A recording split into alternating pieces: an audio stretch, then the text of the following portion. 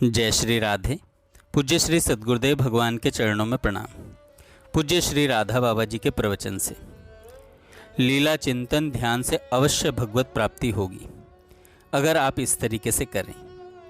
पूज्य बाबा कहते हैं, अगर आपसे श्री कृष्ण का स्पष्ट ध्यान नहीं होता तो श्री कृष्ण की सेवा के उपकरणों का ही ध्यान कीजिए।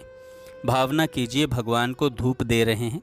धूप की कटोरी का ध्यान करते अथवा धूप के धुएं का ध्यान करते हुए ही अगर अंतिम समय आ गया तो आपको निश्चय भगवत प्राप्ति हो जाएगी। ब्रज के पेड़ का ध्यान करते हुए ही अंतिम समय आया तब भी आपको प्राप्ति होगी ही, क्योंकि वहाँ के हर पेड़ में श्री कृष्ण का वास है, क्योंकि वह पेड़ यहाँ की तरह जड़ नहीं है। मान ले कोई ध्यान करता है, वन से श्री कृष्ण लौट रहे हैं, संगमरमर की सड़क है, आगे पीछे गायें हैं, सड़क के दोनों किनारे बड़े बड़े आलीशान महल हैं, महल के नीचे हरा भरा मैदान है, फूलों लताओं से भरा साफ स्वच्छ रास्ता है, इसके किनारे पर हरे हरे वृक्ष लगे हैं। अब यदि श्री कृष्ण के रूप का ध्यान न होकर हरे भरे मैदान, सुंदर रास्ते, वृक्ष आदि इनमें से किसी भी वस्तु का ही ध्यान क्यों न हो, पर मन फंस गया तो यही जीवित अवस्था में ही उसे भगवान श्री कृष्ण के दर्शन हो जाएंगे।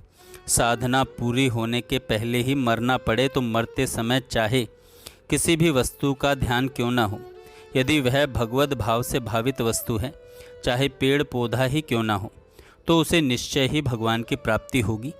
इसका कारण है पेड़ पक्षी सड़क पत्ता मकान खंबा जो कुछ भी है वह तात्विक दृष्टि से सर्वथा सच्चिदानंदमय श्री कृष्ण ही है। इसीलिए लीला के ध्यान में बहुत आसानी है। जय श्री राधे।